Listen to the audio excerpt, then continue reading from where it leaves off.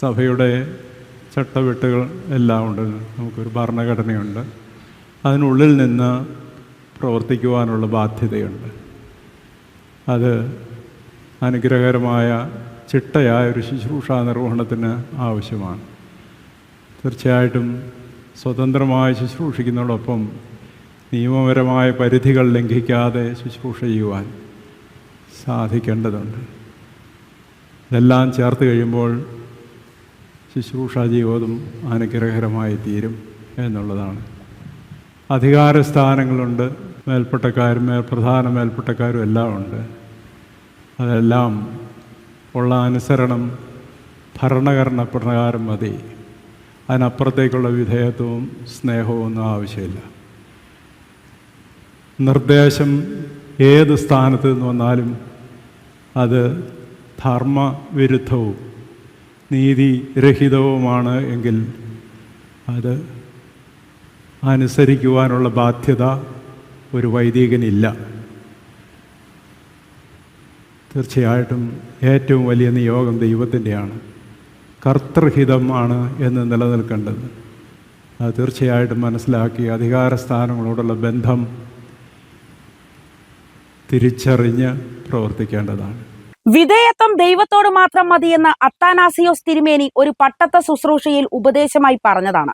സഭയിൽ ഭരണഘടനയുണ്ട്, മേൽപ്പട്ടക്കാരുണ്ട്, പ്രധാന മേൽപ്പട്ടക്കാരനുണ്ട്.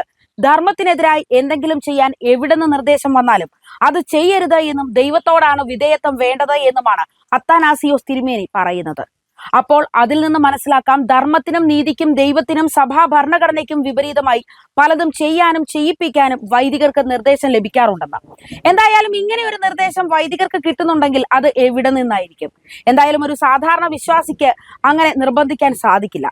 സഭയുടെ സ്ഥാനികൾ ചിലപ്പോൾ ചെയ്താലും അനർഹമായ ഒരു കാര്യം ചെയ്യാൻ ഒരു വൈദികൻ നിർബന്ധിക്കപ്പെടുമ്പോൾ അത് എന്തുകൊണ്ടാകും ആ വൈദികൻ തിരസ്കരിക്കാൻ സാധിക്കാത്തത്?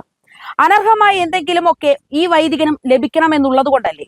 സഭയുടെ സ്ഥാപനങ്ങളിൽ, സ്കൂളുകളിൽ, കോളേജുകളിൽ ജോലി ലഭിക്കുന്നത് 90% വൈദികരുടെ ഭാര്യമാർക്കും മക്കൾക്കുമാണ്. സഭയുടെ പബ്ലിക് റിലേഷൻസ് മുഴുവൻ വൈദികർക്ക് ഇനി പോരാഞ്ഞിട്ട് വൈദിക സംഘം, ബെസ്ക്യോമ അസോസിയേഷൻ അതിലും നിൽക്കാത്തത് കൊണ്ട് അവരുടെ മക്കൾക്കും കൂടി ഒലിവ എന്ന പേരിൽ മറ്റൊരു സംഘടന. മലങ്കര സഭയിൽ ഏതെങ്കിലും ഒരു അൽമായ, തങ്ങളുടെ നേതൃത്വത്തിൽ ഒരു അൽമായനുണ്ടോ? ചോദിക്കുമ്പോൾ എല്ലാ അൽമായ സംഘടനകളും അൽമായർക്ക് വേണ്ടിയല്ലേ എന്ന് ചോദിക്കാം. പക്ഷേ എല്ലാ അൽമായ സംഘടനകളുടെയും പ്രസിഡന്റുമാർ ഏതെങ്കിലും തിരുമേനിമാരായിരിക്കും. വൈസ് പ്രസിഡന്റ് വൈദികൻ, ജനറൽ സെക്രട്ടറി 60% വൈദികർ.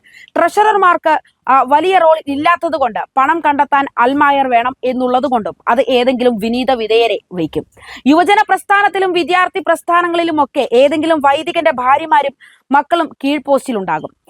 മലങ്കര സഭയുടെ നട്ടല് ഇവിടുത്തെ വിശ്വാസി സമൂഹമാണെന്നിരിക്കെ അവർക്ക് മലങ്കര സഭയിൽ എന്ത് പ്രാധാന്യം നൽകുന്നു സഭ? ഓരോ ദിവസം ചെല്ലും തോറും പൗരോഹിത്യ സ്ഥാനികൾ കാട്ടിക്കൂട്ടുന്നത് വിക്രിയകൾ വർദ്ധിച്ചു വരുന്നു. ഒരിടത്ത് പോലും നടപടികളില്ല. എങ്ങനെ നടപടിയെടുക്കും? വേലി തന്നെ വിളവ് തിന്നുമ്പോൾ. ഇനി അത് ആരെങ്കിലും ഒക്കെ ഇങ്ങനെയുള്ള പ്രവണതകളെ കുറിച്ച് ഒന്ന് അറിഞ്ഞാൽ ചില നവമാധ്യമ മുതലാളിമാർ അതിനെ സ്വന്തം പല്ലിട കുത്തി മണപ്പിക്കല്ലെന്ന് പറഞ്ഞ് ന്യായീകരണവുമായി ഇറങ്ങും. ഒരു സാധാ വിശ്വാസി ഒരു കല്യാണത്തിന്റെ ആവശ്യത്തിന് ഇടവക വികാരിയെ സമീപിക്കുമ്പോൾ അല്ലെങ്കിൽ മറ്റാവശ്യത്തിന് ചെല്ലുമ്പോൾ ഭരണഘടനാ പൊതുയോഗം ഇടവക മെത്രാൻ, മലങ്കര മെത്രാൻ എന്ന് പറഞ്ഞ് 100 തവണ നടത്തിക്കും.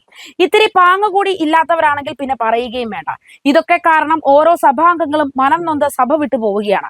അല്ലെങ്കിൽ തന്നെ യുവതലമുറ ഒന്നാകെ നാടുവിടുകയാണ്. ഇനിയെങ്കിലും വിശ്വാസം, പട്ടത്വം എന്നൊക്കെ പറഞ്ഞ് പൗരോഹിത്യം ചെയ്യുന്ന കൊള്ളരുതായ്മകൾ ന്യായീകരിക്കാൻ നിൽക്കാതെ ഉചിത നടപടികൾ സ്വീകരിക്കണം. അല്ലെങ്കിൽ സഭയുടെ അവസ്ഥ ദയനീയമാകും. ചുവറുണ്ടെങ്കിലേ ചിത്രം വരയ്ക്കാൻ സാധിക്കൂ.